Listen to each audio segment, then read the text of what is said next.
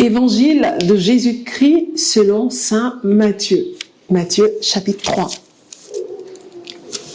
Jean-Baptiste. En ces jours-là, paraît Jean le Baptiste, proclamant dans le désert de Judée: Convertissez-vous, le règne des cieux s'est approché. C'est lui dont avait parlé le prophète Ésaïe quand il disait: Une voix crie dans le désert, préparez le chemin du Seigneur, rendez droit ses sentiers.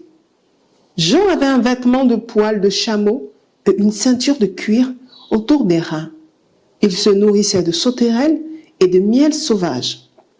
Alors, Jérusalem, toute la Judée et toute la région du Jourdain se rendaient auprès de lui et ils se faisaient baptiser par lui dans le Jourdain en confessant leurs péchés.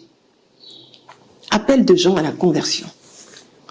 Comme il voyait beaucoup de pharisiens et des sadducéens venir à son baptême, il leur dit: Engeance de vipères, qui vous a montré le moyen d'échapper à la colère qui vient?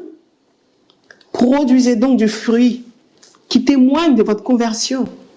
Et ne vous avisez pas de dire en vous-même: Nous avons pour père Abraham, car je vous le dis, des pierres que voici, Dieu peut susciter des enfants à Abraham.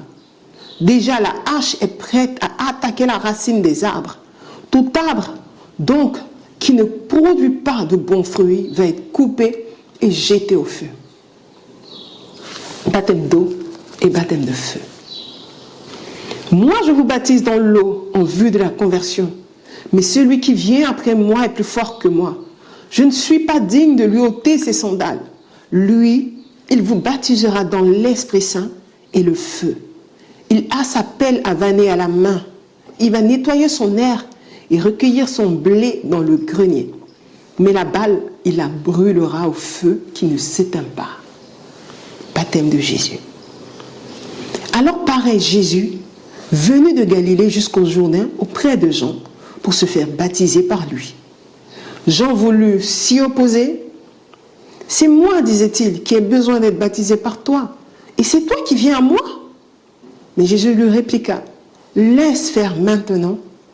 C'est ainsi qu'il nous convient d'accomplir toute justice. Alors il le laisse faire. Dès qu'il fut baptisé, Jésus sortit de l'eau. Voici que les cieux s'ouvrirent et il vit l'Esprit de Dieu descendre comme une colombe et venir sur lui. Et voici qu'une voix venant des cieux disait: Celui-ci est mon Fils bien-aimé, celui qu'il m'a plu de choisir.